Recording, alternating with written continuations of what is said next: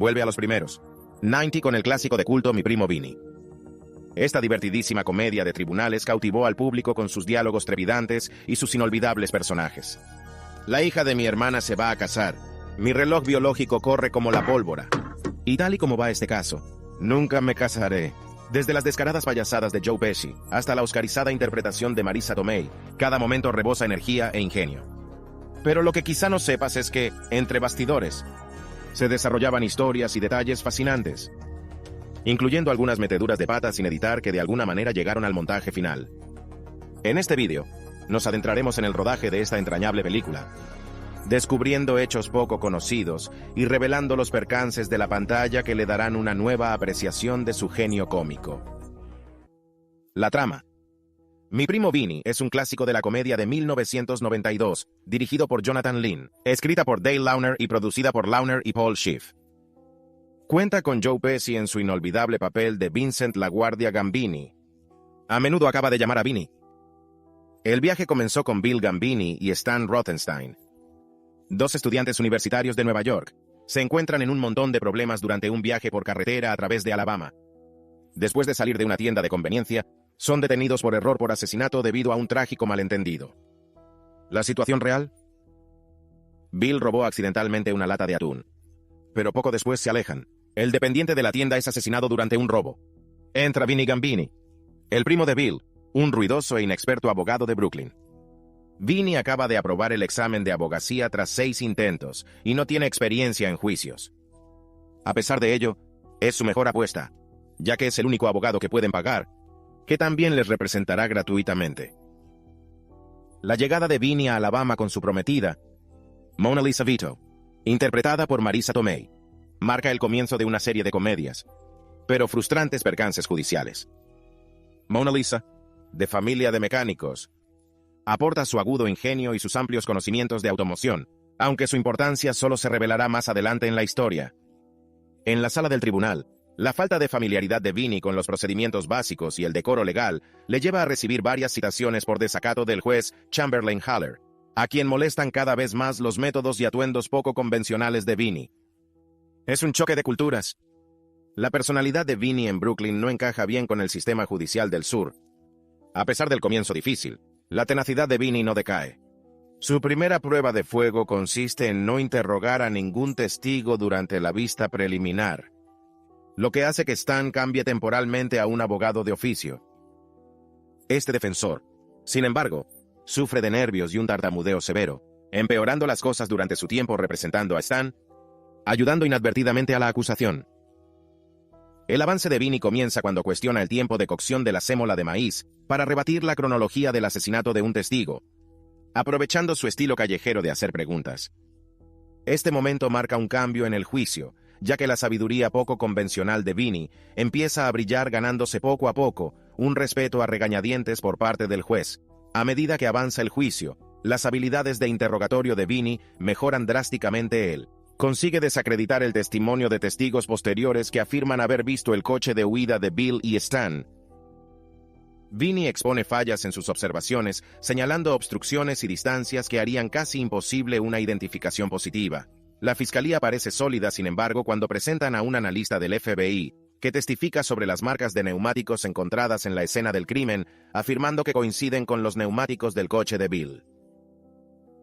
Esta prueba parece condenatoria, hasta que el contrainterrogatorio de Vinny revela que los neumáticos, aunque coinciden, son de una marca común utilizada por numerosos vehículos, por lo que no son exclusivos del coche de Bill. El punto de inflexión del juicio viene de Mona Lisa Vito, a pesar de, aunque al principio parecía estar fuera de su alcance en el mundo jurídico, su testimonio como experta en mecánica automovilística resulta crucial. Ella testifica que las marcas de los neumáticos solo podrían haber sido hechas por un coche con suspensión trasera independiente y positracción, ninguna de las cuales tiene el Buick Skylark de Bill de 1964. Esta revelación provoca una reevaluación de las pruebas que conducen al descubrimiento de que otro coche, un Pontiac Tempest de 1963, que coincide con la descripción del coche de Bill, estuvo implicado en un delito similar en Georgia. Los verdaderos culpables son detenidos. Poseer un arma del mismo calibre usada en el asesinato. Con las nuevas pruebas presentadas, los cargos contra Bill y Stan son desestimados. Juez Haller, que una vez dudó de las habilidades de Vinny, ahora lo elogia, reconociendo su habilidad y determinación. La victoria de Vinny no es solo un triunfo legal, sino también personal, demostrando su competencia en un campo en el que nadie pensaba que triunfaría. Mientras Vinny y Mona Lisa se preparan para dejar Alabama, celebrando su inesperado éxito, Vinny recibe múltiples llamadas pidiendo representación legal, insinuando una floreciente carrera por delante. A través de sus agallas y métodos poco ortodoxos, Vinny no solo ha ganado un caso difícil, pero también ha encontrado su vocación. La destreza como director de Jonathan Lynn en Mi primo Vinny muestra una magistral mezcla de comedia y drama legal. Un enfoque que solo un director con su trayectoria y versatilidad podía lograr. Nacido el 3 de abril, 1943, la trayectoria de Lynn desde que se licenció en Derecho en la Universidad de Cambridge hasta convertirse en una figura destacada de la industria del entretenimiento es poco menos que extraordinaria. Tras obtener su título, Lynn pasó al mundo del espectáculo, empezando por las representaciones escénicas. Destaca su primer papel como Motel el Sastre en El violinista en el tejado, producido por CBS Records en 1967, marcó su entrada en el mundo de la interpretación. Sin embargo, era su versatilidad lo que le distinguía, interpretando papeles en diversas obras de teatro y programas de televisión, que allanó el camino para sus éxitos posteriores. La carrera de Lynn dio un giro importante en el década de 1980, cuando se aventuró a escribir y dirigir. Coescribió y dirigió las comedias políticas británicas Yes Minister y su secuela, Sí, primer ministro. Estos espectáculos no solo recibieron elogios de la crítica, pero también le valió a Lynn varios premios prestigiosos, incluido el Broadcasting Press Guild Award, Premio Spy Television Writers y un premio BAFTA. Su trabajo en estas series puso de relieve su habilidad para integrar un ingenio agudo con temas de gran carga política, una habilidad que más tarde definiría sus proyectos cinematográficos. La transición a la dirección cinematográfica. En la década de 1980, entre las primeras obras cinematográficas de Lynn figuran Clue en 1985 y Nuns on the Run en 1990. Estas películas demostraron su capacidad para infundir humor a diversas formas narrativas, preparando el terreno para su futuro en el cine convencional. Mi primo Vinny fue un momento crucial en la carrera de Lynn. Esta película resume a la perfección su capacidad para combinar su formación jurídica con su sensibilidad cómica. El éxito de Mi primo Vinny fue un testimonio de la visión de Lynn como director. No solo le valió elogios generalizados, sino que consolidó su reputación como director capaz de manejar a la perfección tanto los elementos cómicos como los dramáticos. Su enfoque de la película, equilibrando la jerga jurídica y los aspectos procesales con el ritmo cómico y el desarrollo de los personajes, fue especialmente notable. Tras el éxito de Mi primo Vinny, Lynn continuó explorando los temas de la ley y la comedia en sus obras posteriores. Su película de 1997 Juicio y Error reflejaba algunos de los cómicos percances legales vistos en Mi primo Vinny, aunque con personajes y escenarios diferentes. A lo largo de su carrera, Lynn ha demostrado una capacidad excepcional para elaborar historias entretenidas y perspicaces. El impacto de Jonathan Lynn en el cine y la televisión ha sido profundo.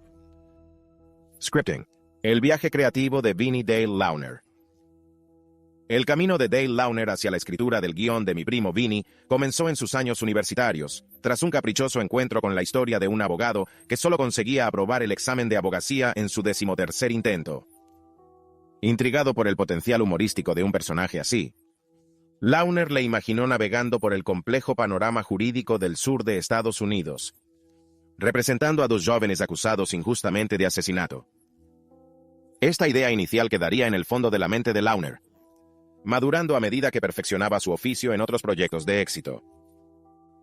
Antes de dar vida a Vinny, Launer ya había dejado su impronta con los guiones de éxitos como Ruthless People y Dirty Rotten Scoundrels. Su experiencia en combinar el ingenio con intrincadas tramas fue fundamental. Inspirada en la comedia de confrontación de Sam Kinison, en particular sus interacciones con los abucheadores, Launer moldeó el descaro de Vinny, una persona sin disculpas.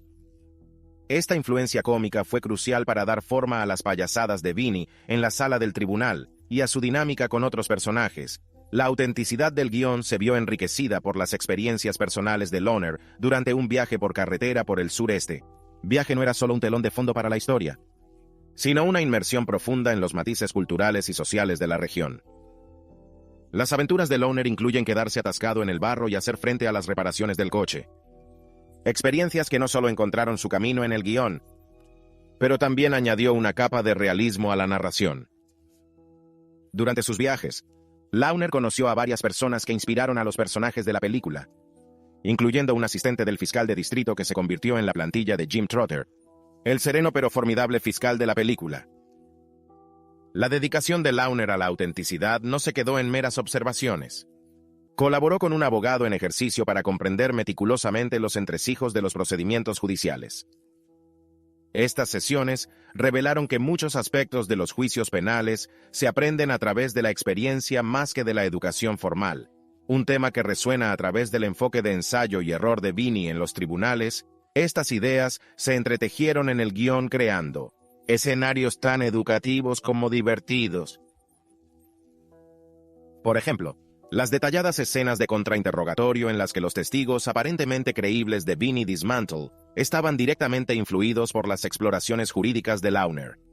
Además, la inclusión de alimentos regionales y dialectos locales, como el icónico intercambio de saludos, no solo proporcionó alivio cómico, sino también una muestra de la vida sureña, haciendo del escenario un personaje por derecho propio. La vida antes de Joe Pesci. Mi primo Vinny. Antes de su irrupción en películas como Mi primo Vinny, la trayectoria de Pesci en la industria del entretenimiento fue tan diversa como estimulante. Nacido el 9 de febrero, 1943 en Newark, Nueva Jersey, Pesci estuvo inmerso en el mundo del espectáculo desde muy joven. Criado en Belleville, Nueva Jersey, a los 5 años ya actuaba en obras de Nueva York. De 10 en 10, apareció en el programa televisivo de variedades Startime Kids, que también contó con Connie Francis. La temprana exposición de Pesci a los escenarios sentó las bases de sus diversos talentos, incluida la música, que desempeñaría un papel importante en los inicios de su carrera. En su juventud, Pesci conoció a varias futuras estrellas de Belleville, incluyendo a Tommy DeVito y Bob Gaudio de los Four Seasons. Esta conexión haría que más tarde Pesci desempeñara un papel en su formación, demostrando sus profundos lazos con la escena musical. Antes de que su carrera como actor despegara, Pesci se dedicó seriamente a la música. Tocó la guitarra con Joey D and the Starletters y publicó su álbum, La pequeña Suri puede cantar, en 1968, cubriendo éxitos contemporáneos. Sin embargo, el atractivo de la comedia y la interpretación seguía siendo fuerte. Formando equipo con Frank Vincent, el dúo actuó como Vincent y Pesci, un número cómico que combinaba el slapstick clásico de doble acto con una aguda comedia de insultos, que recuerda a Don Rickles. Su actuación fue muy popular en los clubes de 70s. Pesci se dio a conocer como actor con la película policíaca de 1976, El coleccionista de la muerte, donde actuó junto a su compañero de comedia Frank Vincent. A pesar del bajo presupuesto de la película y de su limitada exposición, llamó la atención de Robert De Niro y Martin Scorsese, que quedaron impresionados por la actuación de Pesci. Esto condujo al importante papel de Pesci en Toro Salvaje en 1980, interpretando a Joey LaMotta. Este papel le valió una nominación al Oscar al mejor actor de reparto, de una serie de papeles de éxito en el mundo de la política, 80 y principios de los 90. Los papeles de Pesci durante este periodo fueron diversos, desde pequeñas películas hasta grandes éxitos de taquilla. En 1984 apareció en Once Upon a Time in America, y en 1988 dio un giro sorprendente en la película de Michael Jackson Moonwalker. Sin embargo, fue su papel como el volátil Tommy DeVito en Goodfellas, en 1990, el que realmente cimentó su reputación como formidable actor. Su interpretación le valió un premio de la Academia al mejor actor secundario. Además de sus papeles de gángster, Pesci también demostró su versatilidad en la comedia, sobre todo en Home Alone en 1990 y su secuela en 1992. Su interpretación del ladrón Harry Lime se convirtió en una piedra de toque cultural para una generación cuando Pesci asumió el papel de Vinny Gambini en Mi primo Vinny en 1992. Ya se había establecido como un actor versátil y respetado cuyo rango podía acomodar tanto el drama intenso como la comedia slapstick. Marisa, la vida de Tommy antes de Mi primo Vinny.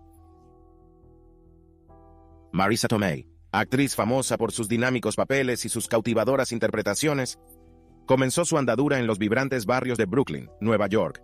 Nacida el 4 de diciembre de 1964 en el seno de una familia con profundas raíces en la herencia italiana, sus primeros años de vida estuvieron impregnados de ricas influencias culturales y artísticas. Su padre Gary Atomi era abogado litigante y su madre Adelaide Bianchi, profesora de inglés.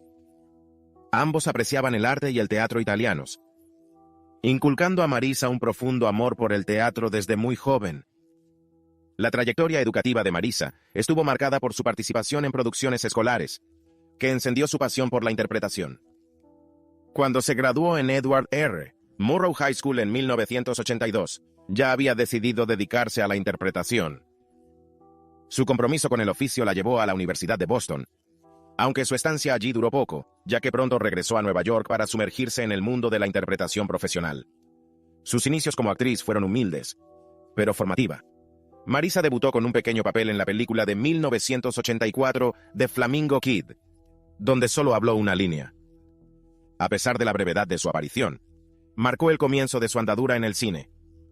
Su debut en televisión no se hizo esperar. Con un papel importante en la telenovela As the World Turns en 1986, a la que siguió un papel principal en la comedia Un Mundo Diferente. Marisa se dio a conocer en el teatro con su debut en la obra Daughters, fuera de Broadway, en 1987, donde interpretó a Zeta.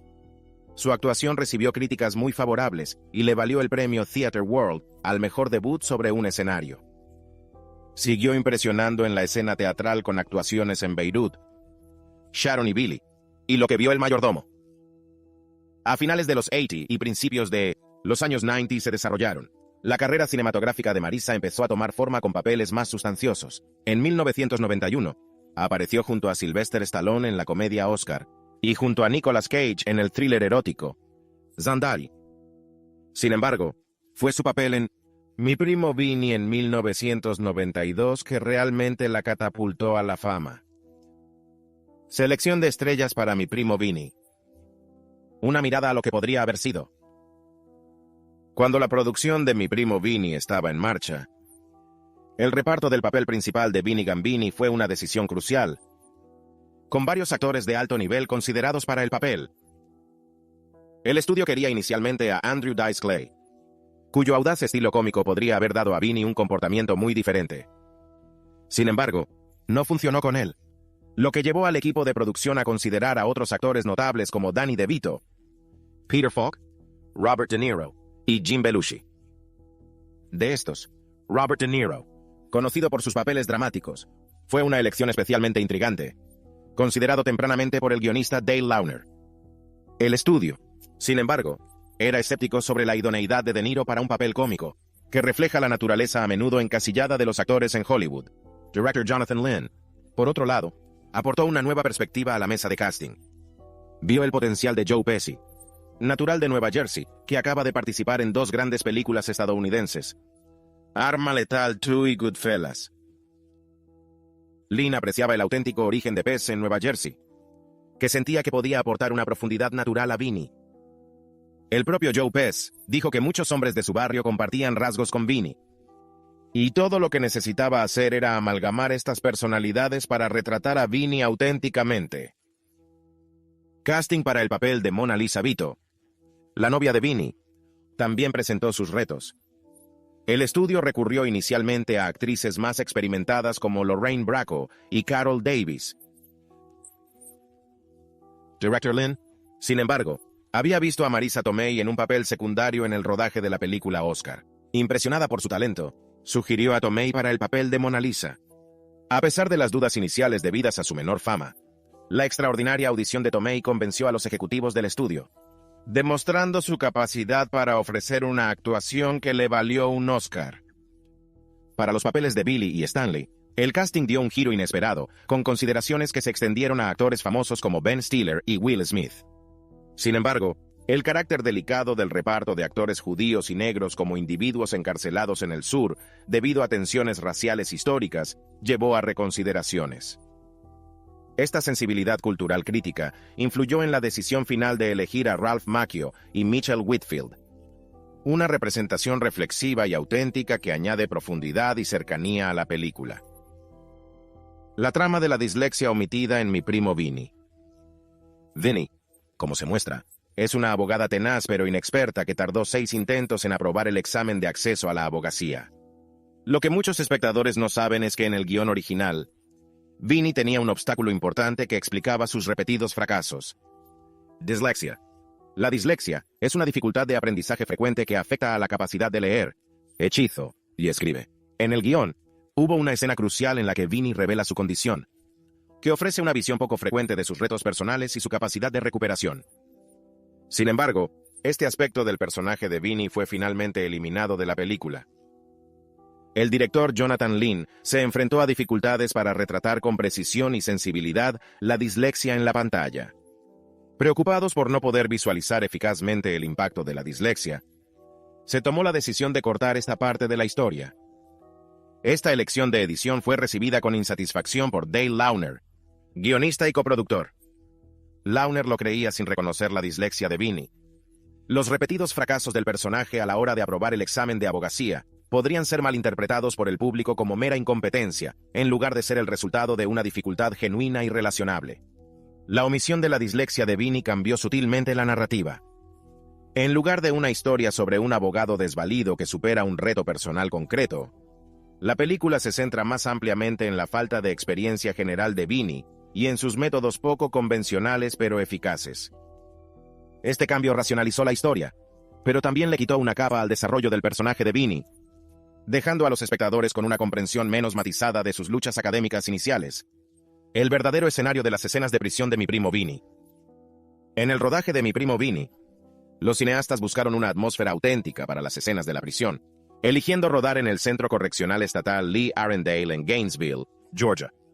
Esta ubicación, ahora una prisión de mujeres, proporcionó un crudo telón de fondo, con guardias reales y presos que hacían de extras en el fondo.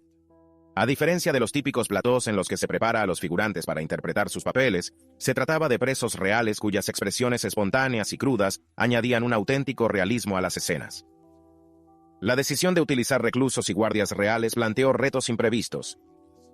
Los actores, incluidos los que interpretan a Bill y Stan, se enfrentó a un miedo y un malestar palpables, emociones que no podían imitarse en un entorno controlado. Este temor se vio acentuado por el hecho de que algunas de las líneas improvisadas gritadas por los reclusos eran tan perturbadoras y ofensivas que tuvieron que ser cortadas de la película final. Magia verdadera. En Mi primo Vinny, una escena memorable protagonizada por Vinny, interpretado por Joe Pesci, realizando un truco de cartas que no solo cautiva a su primo Bill, sino también al público de la película. Este momento es crucial, como cuando Bill decide contratar a Vinny como su abogado. Se dejó llevar por el encanto y la inesperada destreza desplegados a través del truco de magia. Lo que hace que esta escena destaque es la autenticidad de la magia realizada. Joe Pesci, en la preparación de esta escena, aprendió a realizar el truco de cartas genuinamente, sin ningún juego de manos cinematográfico. La decisión del director Jonathan Lynn de evitar los trucos de montaje garantizó que la interpretación real de Pesci quedara plasmada en la cámara, añadiendo una capa de realismo y compromiso a la película. Esta elección de Pesci para mostrar su verdadera habilidad mágica no solo buscaba impresionar a los espectadores, sino también sobreprofundizar en el personaje de Vinny, haciéndole más cercano y simpático. La profundidad de Mona Lisa Vito. En Mi primo Vinny, Mona Lisa Vito retratada emerge no solo como personaje secundario, sino como eje de la narración. Este papel, lejos de la típica novia en pantalla, muestra un complejo, mujer inteligente cuyas habilidades son cruciales para la resolución de la trama. Mona Lisa se presenta como peluquera, pero desafía las expectativas con su pericia como mecánica y su aguda perspicacia jurídica, ayudando a Vinny como algo más que apoyo moral. Es su socia estratégica. Sus profundos conocimientos de automoción resultan decisivos durante una escena clave del juicio, influir directamente en el resultado del caso. El guionista Dale Launer creó el personaje de Mona Lisa con un esfuerzo consciente por evitar los clichés. En lugar de la estereotipada pareja regañona, se la presenta como una mujer fuerte, individuo autosuficiente. Su capacidad para expresar arrepentimiento por los conflictos de su relación revela una profundidad que añade capas a su papel dentro de la historia. Minimizando deliberadamente la subtrama romántica, el solitario se encarga de que Mona Lisa destaque como elemento esencial del éxito de Vinny, no solo como interés amoroso, sino como cohéroe. La verdad tras la noche de los Oscar de Marisa Tomei. La interpretación de Marisa Tomei de Mona Lisa Vito en Mi primo Vini no solo cautivó corazones, pero también le valió un Oscar en 1993 a la mejor actriz de reparto. Sin embargo, su victoria se vio empañada por rumores que sugerían una confusión durante la entrega del premio. Se especuló que el presentador, Jack Palance, podría haber anunciado erróneamente a Tomei como ganadora en lugar de a la supuesta destinataria, Vanessa Redgrave. Contrariamente a estos rumores, las pruebas de vídeo y los controles de procedimiento en los Oscar han demostrado sistemáticamente que no se produjo tal error. Cuando Palance se subió al escenario, abrió el sobre y leyó correctamente el nombre de Tomei en la tarjeta. Las afirmaciones de que Palance estaba bajo los efectos del alcohol o que leía mal el teleprompter eran infundadas, ya que el nombre del ganador no aparece en el teleprompter, que solo muestra pistas del escenario.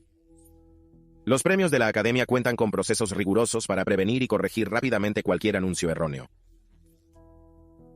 Los tabuladores oficiales de la Academia están siempre fuera del escenario, listo para intervenir si se comete un error. De este modo se garantiza la integridad del proceso de anuncio. Un recorrido por los escenarios sureños de la película. En el encantador entorno sureño de Georgia, Mi primo Vini cobró vida, con escenas que se desarrollan en pequeños pueblos reales que añaden profundidad y autenticidad a la narración de la película. Rodada entre el 11 de febrero y el 22 de abril de 1991, la película utilizó el pintoresco pueblo de Monticello, Georgia, por muchos de sus momentos icónicos. Las escenas clave se situaron estratégicamente en entornos reales. La escena del problema del coche ocurrió justo en Monticello Town Square. El infame robo de atún de Bill Gambini ocurrió en la tienda Saco Suits. Y los percances sartoriales de Vini se desarrollaron en Covington, Georgia. Las escenas carcelarias iniciales se rodaron en los confines de la prisión estatal de Lee Arendale, en Alto, añadiendo un crudo realismo al retrato que la película hace del encarcelamiento, con presos y guardias reales que aparecen como extras. Además, el equipo de filmación se aventuró a Bostwick, utilizando el Hotel Susie Agnes, ahora Ayuntamiento de Bostwick, por la memorable escena del cerdo chillando. Greensboro, Georgia, sirvió de telón de fondo para las tomas exteriores de los juzgados, que se combinaron a la perfección con un plató en Covington, que hacía las veces de interior de los juzgados. Este plató también se utilizó en la serie de televisión In the Heat of the Night. Risas imparables durante el rodaje de Mi primo Vini en el plató de Mi primo Vini, una memorable escena protagonizada por Austin Pendleton, como el tartamudo abogado de oficio John Gibbons, se convirtió en un inesperado espectáculo cómico. Director Jonathan Lynn, ya familiarizados con la tartamudez de Pendleton en la vida real, anticipaba humor, pero no estaba preparado para lo hilarante que llegaría a ser la filmación. Mientras Pendleton pronunciaba sus líneas, el humor escaló más allá de las expectativas de Lynn, lo que le hizo esforzarse por contener la risa. Para no interrumpir la escena, Lynn tuvo que excusarse del plató, alejándose para reírse sin ser visto por Pendleton o el equipo de cámara. Mientras tanto, el reto de mantener la compostura fue aún más difícil para los actores en el set. Mitchell Whitfield, que interpretó a Stan Rothenstein, le resultó imposible contener la risa en una entrevista. Confesó que durante la escena lo que parecía como si sollozara era en realidad él riendo incontrolablemente peculiar, meteduras de pata y errores encantadores en Mi primo Vini. Detrás del encanto de Mi primo Vini, el espectador avispado puede detectar algunas peculiaridades encantadoras que añaden una capa de realidad a la pulida fachada de la película. Rodando en pequeñas ciudades sureñas como Monticello y Covington, Georgia, la película capta un ambiente auténtico, pero no sin algunos contratiempos. Por ejemplo, un extra desempeña un doble papel, apareciendo como jurado y más tarde como camarero, mostrando el ingenio que a menudo se requiere en entornos de producción más pequeños. Un error de continuidad más divertido tiene que ver con el esmalte de uñas de Mona Lisa Vito, que cambia misteriosamente de color a lo largo de la película, añadiendo un involuntario toque de incoherencia a la vibrante presencia de su personaje. Mientras tanto, el Cadillac de Vini, destacado en las escenas iniciales, pierde misteriosamente su placa identificativa más tarde.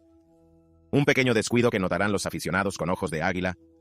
La película también dobla creativamente las realidades legales para conseguir un efecto dramático. Vinnie Licensed in New York se desenvuelve en la sala del Tribunal de Alabama con un encanto y un ingenio que desmienten los requisitos típicos de la práctica jurídica interestatal.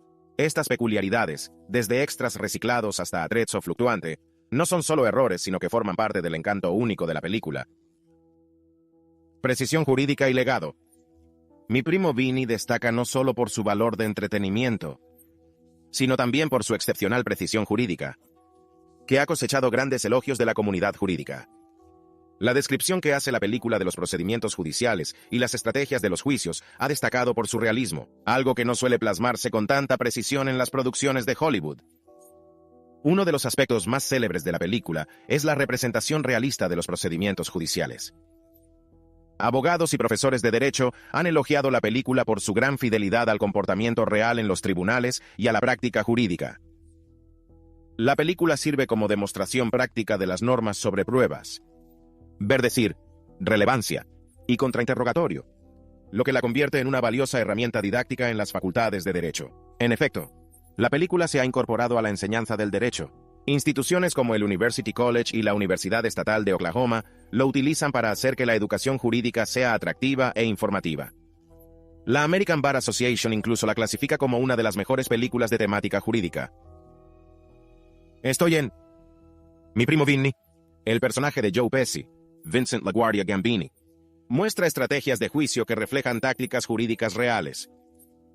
En particular, su manejo de los testigos expertos y sus contrainterrogatorios estratégicos demuestran las complejidades y matices de la gestión de la dinámica de los tribunales. Estos elementos están tan bien representados que han sido tratados en libros de texto jurídicos y elogiados por los jueces por su valor instructivo. El juez federal Richard Posner elogió la película por ofrecer multitud de consejos prácticos, como mantenerse firme ante un juez hostil y utilizar eficazmente el contrainterrogatorio para cuestionar la credibilidad de un testigo. Se trata de estrategias reales utilizadas en los tribunales de todo Estados Unidos. Hacer que la película resuene entre los profesionales del derecho. Juez Joseph F. Anderson relacionó las técnicas de Vinnie con los 10 mandamientos del examen cruzado de Irving Younger, destacando la clarividente comprensión de la película de los principios jurídicos, incluso antes de que fueran afirmados por los EEOU, Tribunal Supremo en decisiones como Cumjo Tireco V. Carmichael. La película también aborda la presentación de testigos expertos, un aspecto crítico de muchos ensayos. La memorable escena en la que Vinnie utiliza una cinta métrica para rebatir el testimonio de un testigo ocular es un excelente ejemplo de cómo el atrezzo y un interrogatorio inteligente pueden utilizarse para influir en la opinión del jurado y exponer los puntos débiles de la acusación, enriqueciendo aún más su valor educativo. La película ha sido utilizada por defensores penales y profesores de derecho para ilustrar conceptos jurídicos esenciales como la doctrina Brady, que obliga a la acusación a revelar pruebas exculpatorias a la defensa. Esto demuestra el compromiso de la película con la representación de las sutilezas de las batallas legales y la importancia de las pruebas para garantizar la justicia.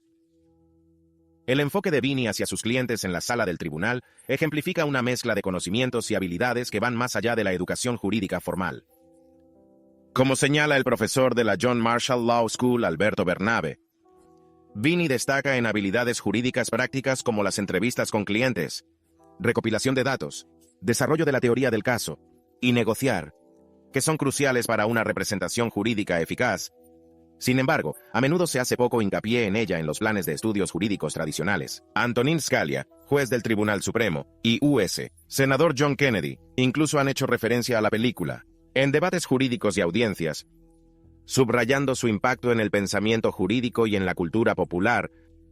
Su retrato del sistema acusatorio en el que el juez, fiscal, y el abogado defensor luchan todos por la justicia es particularmente apreciada por no arrojar a ninguno de los personajes como villanos. Una rareza en los dramas judiciales. Gracias por vernos. Nos vemos en el próximo vídeo.